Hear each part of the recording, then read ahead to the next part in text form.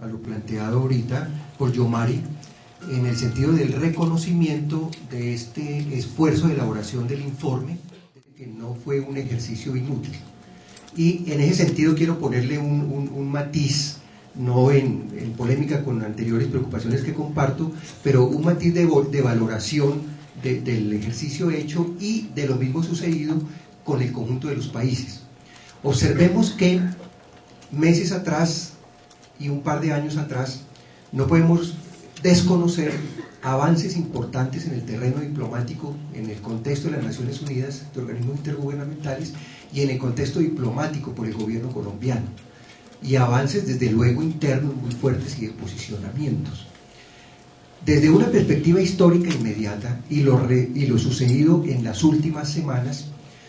tengo la percepción de que se están produciendo cambios notorios, quizás no los suficientes, pero importantes.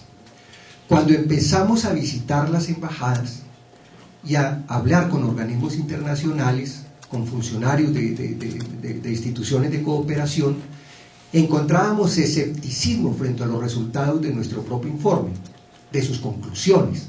Inclusive se nos cuestionaba y se nos preguntaba sobre las fuentes, revisaban ese tipo de fuentes. En ejercicios en Europa recientemente, por ejemplo en el contexto de OIDACO y en reuniones que tuvimos con el Consejo Europeo y con los mismos parlamentarios de la Unión Europea, encontrábamos hace unos meses un contexto internacional muy favorable para la tesis del gobierno de la derrota de la insurgencia, de la consolidación militar de control territorial y de la superación fundamental en materia de derechos humanos. Yo me atrevo a decir que ese no es el denominador común en el conjunto de las exposiciones presentadas por los países. Yo pienso que en los últimos meses ha sido notorio en el país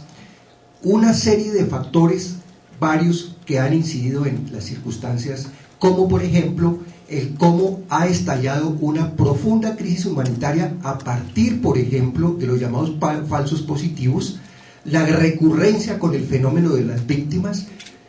el debate nacional en torno a los derechos de las víctimas, su necesaria equidad,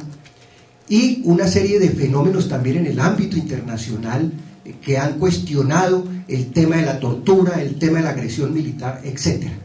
Entonces quiero poner un matiz, un poco de lectura particular para decir,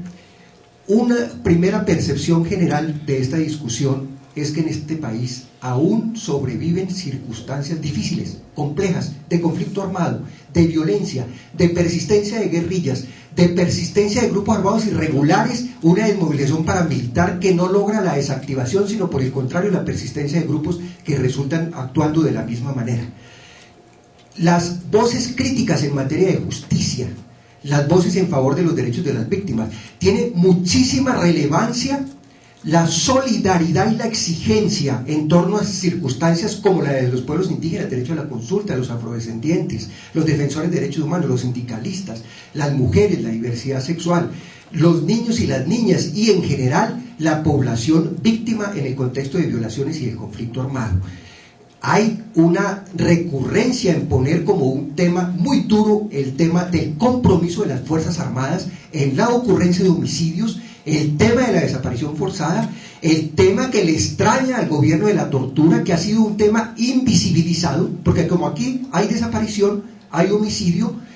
y en gran medida se invisibiliza este tema de la tortura que empieza a ser reconocido de esta manera. Desde luego que las recomendaciones, que son numerosas, son poco particulares, son de alguna manera apenas enunciados iniciales, pero quiero poner el acento finalmente en un escenario donde me atrevo a decir que luego de la presentación formal del informe, en la parte de la sesión final, tras escuchar todas las intervenciones de los países, yo noté una actitud a la defensiva del gobierno nacional,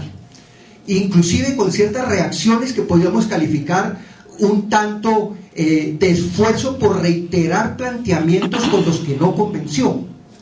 de esfuerzos también que rayan en el cinismo en el tratamiento de algunos temas, varios. Pongámosle el caso, la actitud ante los defensores de derechos humanos y el tratamiento en términos de ilegitimidad que tuvo un común denominador tan amplio. Para con todo esto concluir No obstante, las dificultades que entraña el mismo cambio con la creación del Consejo, no obstante el terreno que se ha venido perdiendo en términos del posicionamiento, la presión internacional frente a Colombia, creo que estamos también viendo unos síntomas de posibilidad y unos niveles de nuevo de sensibilización en la comunidad internacional que llaman de una manera también constructiva y positiva a aprovechar y valorar los esfuerzos hechos y ese espacio abierto en la opinión común de muchos de los problemas tratados, entre otros el tema del desplazamiento forzado. Creo que desde el punto de vista interno como desde el punto de vista de lo mencionado allí tuvo una